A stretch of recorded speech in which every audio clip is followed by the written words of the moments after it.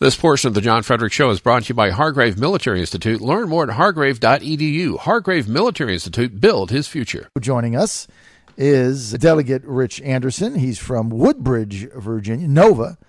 And always great to have the delegate with us. Delegate Anderson, thanks for being with us today. Thanks for having me, John. Now, I want to get to the Ken Cuccinelli plan for veterans. And I want to start, if I can, a delegate, with just a brief update from Mike Carslake, because he last night had the opportunity to go to the Cuccinelli town hall meeting in Virginia Beach. Mike, I was not able to attend that, so we sent Mike as our special delegate in our place. And I understand, Mike, there was a pretty big turnout there. John, there was a great turnout. Actually, I think the room seated 60, and there was probably 120 people. So some of us had to stand around. I really enjoyed the meeting. Listening to Ken talk, you got to know the guy behind the title, and he's a genuine guy. He was able to address all the questions, all the topics very nicely, very knowledgeably. Mm-hmm. So he's not a fake. He's the real deal, and it was a pleasure to be there. You know, it's always interesting. Anybody that has an opportunity to meet Cuccinelli for the first time, almost to a person, tells me how impressed they are with his retail campaigning style, and that's one of the biggest assets he has. And Delegate Anderson, the Attorney General has come out with a pretty significant plan for veterans in Virginia. Can you share with our audience what it is? Yeah, sure can. I've got a pretty special interest in this. Governor Bob McDonnell's administration did a great work in moving an aggressive agenda through over the last 4 years. I've had a direct role in that because I chair the General Assembly Military and Veterans Caucus. I retired about 4 years ago from the Air Force after a 30-year career and got into this current line of work. The Cuccinelli agenda does a great job of building on that foundation that's been laid over the last 4 years. I think that his agenda will find a very receptive General Assembly. It essentially consists of 7 separate elements that will serve roughly 840,000 veterans who live in Virginia today.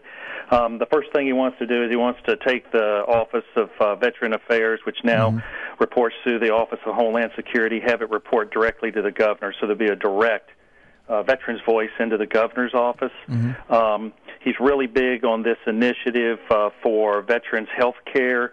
Delegate Kirk Cox and I together this year carried a bill to establish a 4th Veterans Care Center in Virginia. We're hoping to put that in Northern Virginia, which will be a complement to the ones we have in Richmond, Roanoke, and there's a site selection survey right now going on in Hampton Roads.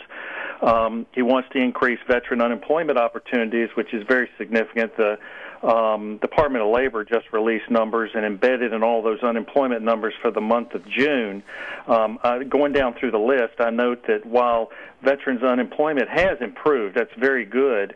For the age group that's 18 to 24, those most recently out of service over in deployed locations, that rate is 20.5%, and it spiked up in just 1 month from 17% in May. So 17% to 20.5 means that this goal of Attorney General Cuccinelli's is really needed right now. He wants to include veterans claims processing. That is a very huge need right now. There's a huge backlog federally, and he wants to address it by training veterans claims officers here in Virginia to help clear out some of these claims. He wants to work on reducing veterans' unemployment. He wants to really focus on veterans' education, which is something the General Assembly has done in recent years. He wants to have a full-time staff member at Virginia colleges and universities trained specifically to assist veterans and to take advantage of their GI Bill within the community college system. He wants to initiate a program where the veterans at colleges and universities in Virginia that may not want to pursue a degree, he can make available workforce trainings for those who wish to take their military technical skills and apply it in the civilian sector. And then the last and 7th idea that he has proposed, if it's focused on military spouses and dependents, which are a very important part of the military equation. As you probably know, this year we passed a real property tax exemption, a constitutional amendment for spouses of military sponsors who are killed in action. It's got to go through a separate process in the House under the Constitution after this coming election in order for it to be put on the ballot next November. And so I think that will happen. So in a quick nutshell, that's what Attorney General Cuccinelli has proposed. Well, it sounds like he's got a plan, and I want to say, Delegate Anderson, I just got a text from Mike in Woodbridge who says, hey, Rich is a class act, so there's one of your constituents. Just earlier, we had one of your colleagues on, Democrat from Fairfax, Scott Surville, calling on Bob McDonnell to resign as governor, and if not, he's saying, hey, where's the uproar? Where are the Republicans? Why don't we call for a special session and talk about impeachment? How do you stand on this? Well, where I am on that is I think on the side of fairness, and that is that there's a process underway right now, and that is not concluded. Once that's concluded, then I think that we can make logical next step decisions, not only us, but Governor McDonnell. And so we'll just see how all that goes. I operate from the premise that an individual is presumed innocent until proven guilty. So I think folks need to take a deep breath, let the process play out, and then there'll be a logical next step. So we need to let this play out. And, as a retired military guy, I'm accustomed to the Inspector General system in the Air Force, and you simply let these processes play out before you get emotional and hop up on a soapbox and start making statements. Well, I tell you what, I agree with that, because right now, although a lot of what Bob McDonnell has done, the money that he's taken, the New York trips, the watch, we've heard about it all, it's all kind of squirrely, doesn't feel good to people, but as far as I can see, he's broke no law, right? So far. That's my general impression. I don't profess to be an attorney whatsoever. I think we, as I said before, we just simply need to let the process play out. It's pure and simple. We're hearing things every day. It's hard to separate what is conjecture and what is fact. Mm-hmm. And so the process will reach ground truth.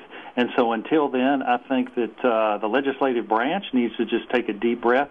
And I tell you what, I'd say the same thing if this had happened 4 years ago and this concerned then Governor Tim Kaine. We need to wait, in all fairness, and let it play out. Get the facts out.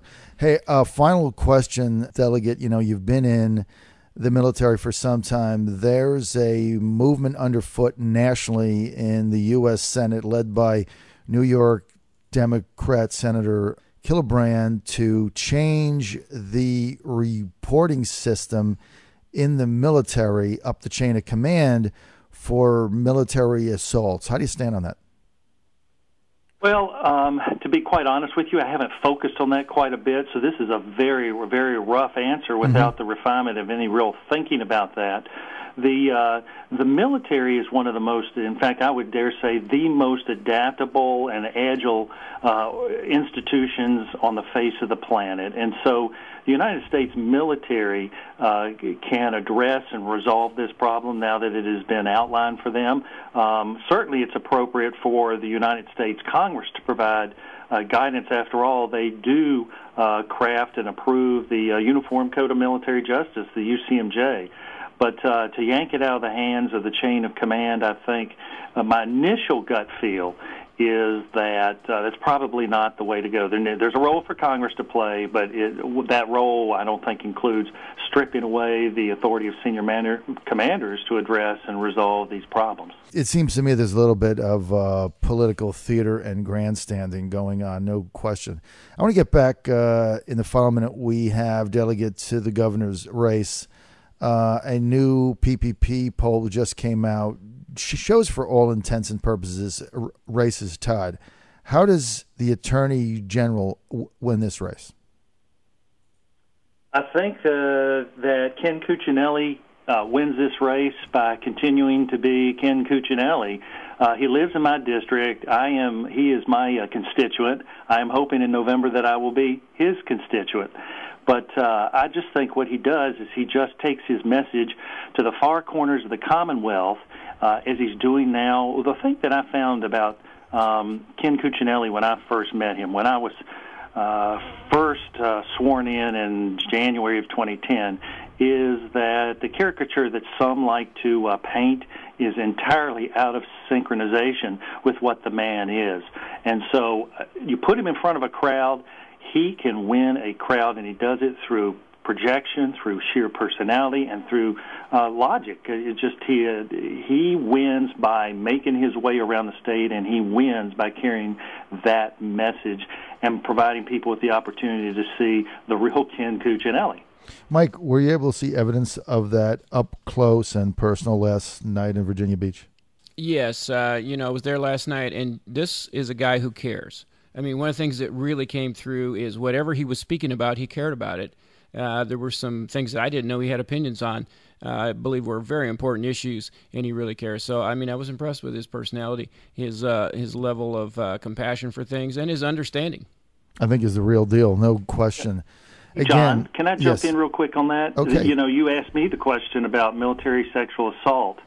I know that Ken was very active during his college years after sexual assaults on his university campus in setting up groups to attempt to address this problem. So he's got a track record in this area. He does, yeah. No question. Okay, we're out of time. Delegate Rich Anderson from Woodbridge, a Republican, we want to thank you for being with us today. We'll have you back. Thank you, sir. Thank you.